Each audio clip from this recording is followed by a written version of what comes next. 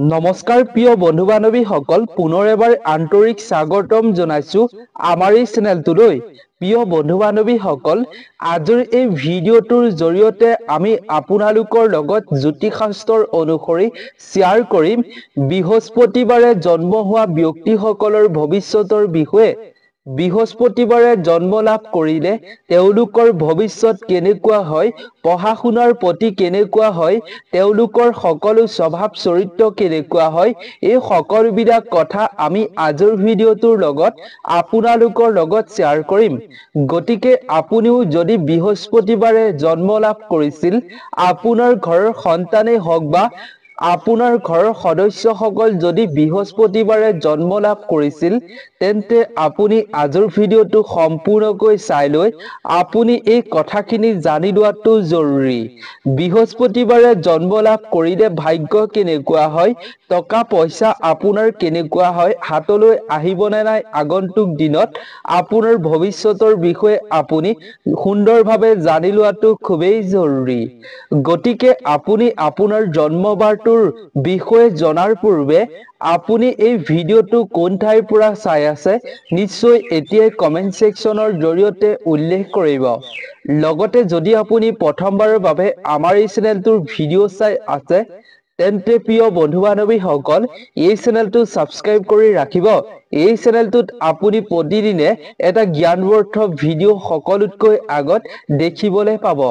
সেইবাবে আপোনালোকে চেনেলটো অৱশ্যেই ছাবস্ক্ৰাইব কৰি ৰাখিব।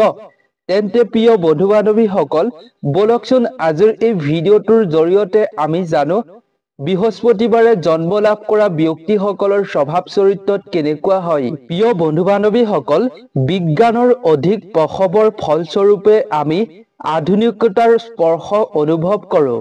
কিন্তু আমি যিমানেই আধুনিক নহওঁ কিয়, এতিয়া আমি শাস্ত্ৰ ধৰ্ম গ্ৰন্থবোৰক অবাধ্য আৰু অবিশ্বাস কৰিবলৈ সক্ষম হৈছো জানো? সেইবাবেই আমি ধৰ্মীয় গ্ৰন্থসমূহৰ কথা নিশ্চয় অন্ধবিশ্বাস নকৰাকৈ আমি বিশ্বাস কৰোঁ। আপুনি আপোনাৰ চৰিত্ৰৰ বৈশিষ্ট্যবোৰ যিমানেই আধুনিক যুক্তিৰ ওপৰত ভিত্তি কৰি বা নকৰি কিয়, তথাপিও আপোনাৰ ৰাশিফলত কৰবাত নহয় আন ঠাইত আপুনি বিচাৰ কৰে। গতিকে আপুনি আধুনিক হলেও পৌৰাণিক কাহিনী অবিশ্বাস কৰিব নোৱাৰে। মানৱ জীৱনৰ প্ৰথম প্ৰধান বৈশিষ্ট্যই হৈছে চৰিত্ৰ। আৰু এই চৰিত্ৰৰ নিৰ্ভৰ কৰে তেওঁ জন্ম যি গ্ৰহৰ অধীনত। আধুনিকতাই মানৱতাক যিমানেই স্পৰ্শক নকৰক কিয়, মানুহে এতিয়াও গ্ৰহ নক্ষত্ৰৰ কথা বিশ্বাস কৰে। গতিকে আমাৰ পূৰ্বপুৰুষসকলৰ পৌৰাণিক কাহিনী আৰু বক্তব্যৰ অনুসৰি আমি বিচাৰ কৰো যে মানুহৰ ভাগ্য গ্ৰহৰ ওপৰত নিৰ্ভৰশীল। গ্ৰহবোৰৰ অৱস্থানেই এজন ব্যক্তিৰ চৰিত্ৰ নিয়ন্ত্ৰণ কৰে। আজি আমি আপোনালোকক এই ভিডিঅ'টোৰ জৰিয়তে জ্যোতিষশাস্ত্ৰৰ অনুসৰি বৃহস্পতিবাৰে জন্ম লাভ কৰা ব্যক্তিসকলৰ ব্যক্তিত্ব আৰু ভৱিষ্যত বৈশিষ্ট্যৰ বিষয়ে জনাবলৈ চেষ্টা কৰিম। সেইবাবেই আপুনি আজিৰ এই ভিডিঅ'টো সম্পূৰ্ণকৈ চাই থাকিব, তেতিয়াহে আপুনি সকলোবিলাক কথা সুন্দৰভাৱে জানিব পাৰিব।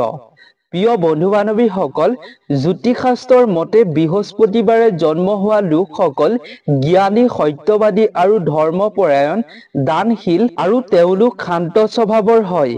এফালে কঠোৰ পৰিশ্ৰমী, কিন্তু আনফালে খঙাল আৰু স্ব-ইচ্ছা। সাহিত্য, সাংবাদিকতা, চিকিৎসা, বিজ্ঞান, শিক্ষকতা আদি বিষয়ত তেওঁলোকৰ অৰ্হতা থাকিব। ব্যক্তিত্ব হৈছে সপ্তাহৰ পঞ্চম দিনটো বৃহস্পতিবাৰ। এই দিনটো হৈছে প্ৰভুক গুৰু দেৱতা গ্ৰহ বৃহস্পতিৰ বুলি গণ্য কৰা হয়।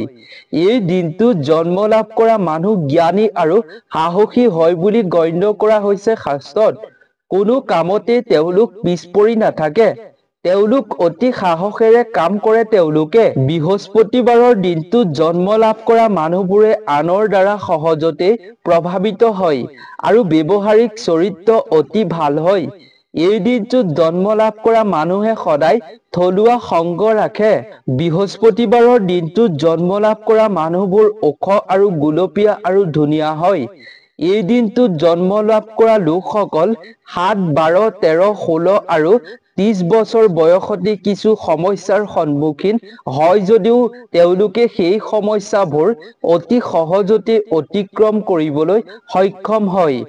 উৎসাহেৰে জীৱনটো উপভোগ কৰিবলৈ সক্ষম হয়।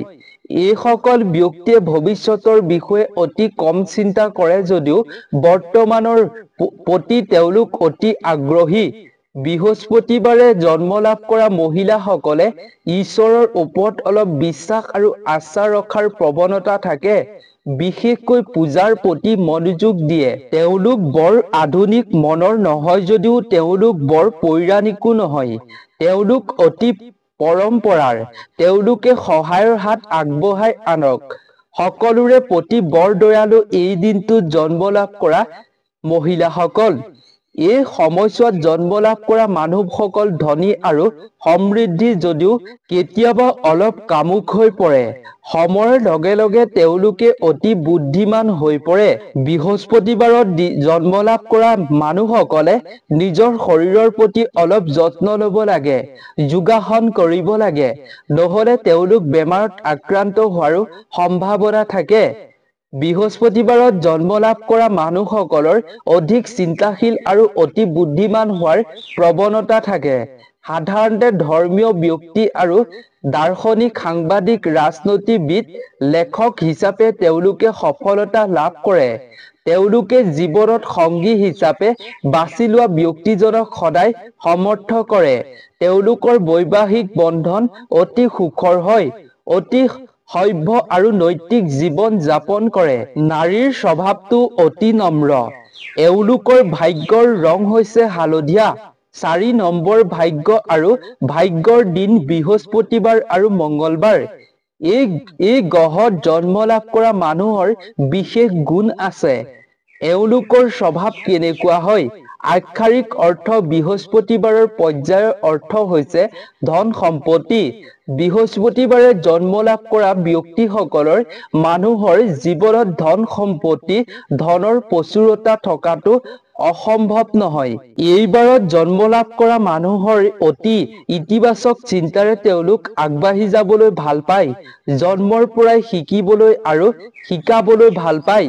এওঁলোকৰ নেতৃত্ব ক্ষমতা বহুত বেছি।